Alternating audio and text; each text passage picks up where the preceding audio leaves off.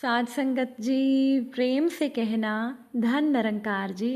एक नई साखी के साथ स्वागत है आप सभी का आपके ही अपने चैनल पर। आज की साखी का विषय है कि जिस हाल में हमें भगवान ने रखा है हमें हमेशा संतुष्ट रहना चाहिए। चलिए सुनते हैं आज की ये साखी। साध संगत जी, एक बार की बात है कि एक कौवा दुखी होकर भगवान को बहुत याद कर रहा था। उस कौवे के दुख भरे कथन सुनकर भगवान शिव कौवे के सामने आकर कहने लगे कि तुम्हें क्या परेशानी है। कौवा प्रभु से बोला, हे प्रभु, आप मेरा ये शरीर देख रहे हैं ना, ये बिल्कुल काला है। सभी लोग मुझे कौवा कौवा कहते हैं, यहाँ तक कि कोई भी मेरी आवाज़ सुनना तक पसंद नहीं करता। मैं बहुत दुखी हूँ प्रभु, आपने मुझे ये जन्म क्यों दिया है। कौवे की इतनी बात सुनकर माता पार्वती के मन में ममता का भाव उभर आया। वो भगवान शिव से बोली, हे प्रभु, ये कौवा कितना दुखी है, आप इसकी मदद कीजिए। माता पार्वती की बात सुनकर भगवान शिव उस कौवे से बोले, तुम क्या चाहते हो। तो वो कौवा बोला, हे प्रभु, मुझे किसी और योनि में परिवर्तित कर दिया जाए। कौवे की बात सुनकर पहले तो भगवान शिव ने उसे समझाने का प्रयास किया, लेकिन माता पार्वती ने भगवान शिव से कहा, हे प्रभु, इस कौवे को इसके मन मुताबिक योनि ज़रूर मिलनी चाहिए। माता पार्वती के कहने पर भगवान शिव ने कौवे को कहा, ठीक है, लेकिन मेरी एक शर्त है। कौवे ने कहा, प्रभु, आपकी क्या शर्त है। भगवान शिव ने कहा कि तुम मेरे सामने जिस भी जीव का शरीर लेकर आओगे मैं तुम्हें उसी में परिवर्तित कर दूंगा। भगवान शिव की बात सुनकर कौवा बहुत खुश हो गया। अब वो किसी ऐसे जीव की खोज में निकल पड़ा था जो अपने जीवन में बहुत खुश हो। तभी कौवे की नज़र एक हंस पर पड़ती है। कौवा सोचता है कि ये हंस कितना सुंदर है, मुझे तो हंस बनना चाहिए। कौवा हंस से प्रार्थना करता है कि आपको भगवान शिव ने बुलाया है। कौवे के कहने पर हंस भगवान शिव के पास चला जाता है। वहाँ पर हंस भगवान शिव को प्रणाम करने के बाद पूछता है कि प्रभु, आपने मुझे यहाँ क्यों बुलाया है। भगवान शिव बोले कि हाँ, मैंने ही तुम्हें यहाँ बुलाया है। मैं ये जानना चाहता हूँ कि क्या तुम अपने जीवन में खुश हो। तो वो हंस बोला, प्रभु, बिल्कुल भी नहीं।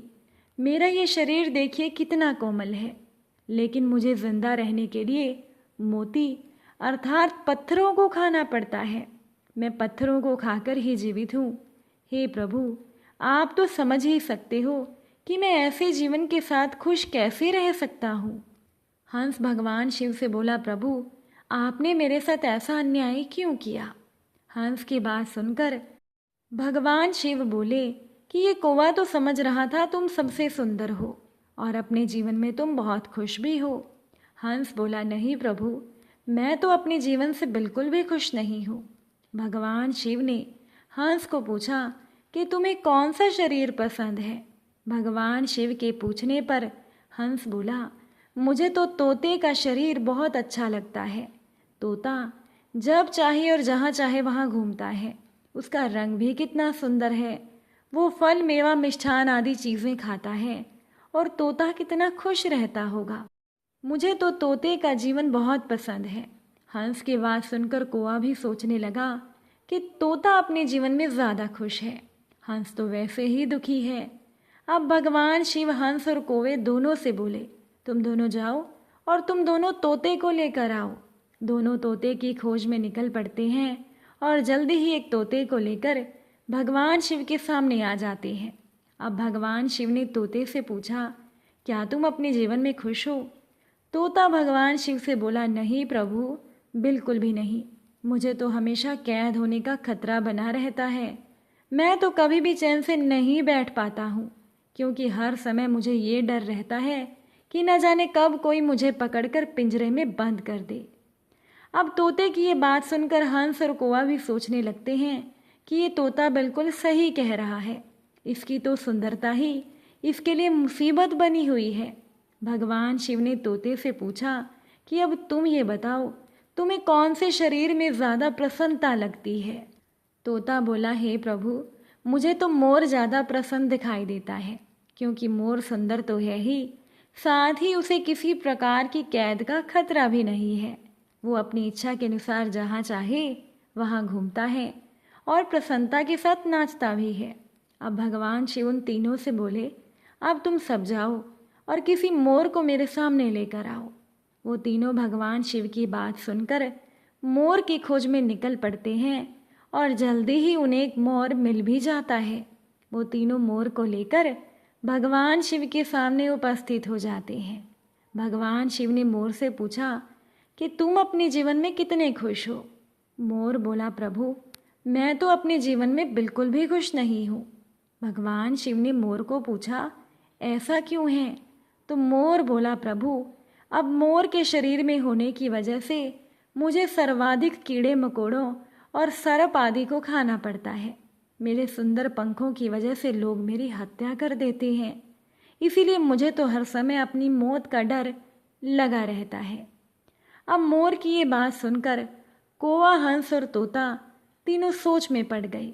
अब हर कोई सोचने लगा कि मैं तो सोचता था मैं ही सबसे ज़्यादा दुखी हूँ, लेकिन यहाँ इस संसार में तो जितने भी जीव जंतु हैं वो सभी अपने जीवन में किसी न किसी कारणवश दुखी हैं।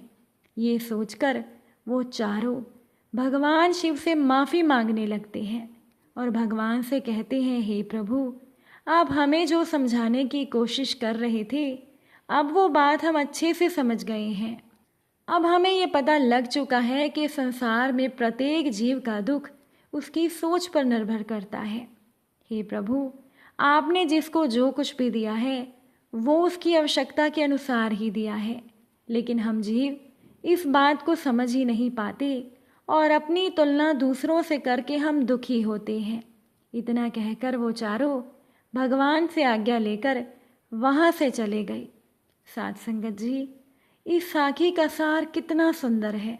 भगवान ने प्रत्येक व्यक्ति के अंदर, प्रत्येक जीव के अंदर कुछ खूबियाँ और कुछ कमियाँ दी हैं। अब ये तो हर जीव की अपनी सोच पर निर्भर करता है कि वो अपने अंदर की खूबियों को देखकर अभिमान महसूस करे या फिर अपनी कमियों को महसूस करके दुखी होता रहे। साथ संगत जी, भगवान ने हमें जो भी दिया है, हमें जिस भी हाल में रखा है, हमें संतुष्ट रहना चाहिए, क्योंकि हम नहीं जानते कि हमारे लिए क्या अच्छा है, लेकिन ये दातार, ये परमात्मा तो जानता है कि हमारे लिए क्या अच्छा है। और भगवान हमें वो नहीं देते जो हमें अच्छा लगता है, बल्कि भगवान तो हमें वो देते हैं जो हमारे लिए अच्छा होता है। अगर आज की ये साखी आपको अच्छी लगी हो तो वीडियो को शेयर ज़रूर कीजिएगा। आप सभी से फिर मुलाकात होगी नई साखी और नए विचारों के साथ। साथ संगत जी प्यार से कहना, धन निरंकार जी।